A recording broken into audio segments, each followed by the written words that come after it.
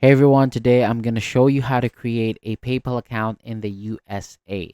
This is very helpful if you want an easy way to send money, receive payments, or shop online. So to begin, open up your browser and go to Pay, Send, and Save Money with PayPal.us. So once the page loads, click on Sign Up.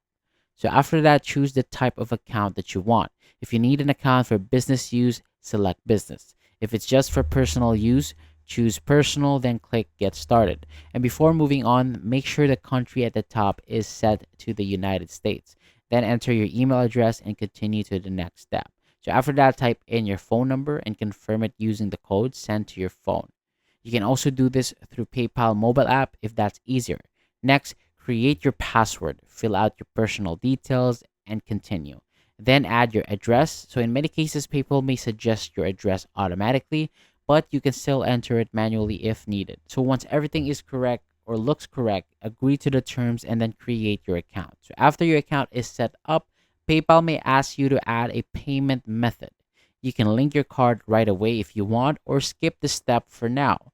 So once that's done, you can go back to Pay, Send, Save Money with PayPal, PayPal US, or use the mobile app to sign in and access your dashboard. So that is all for today.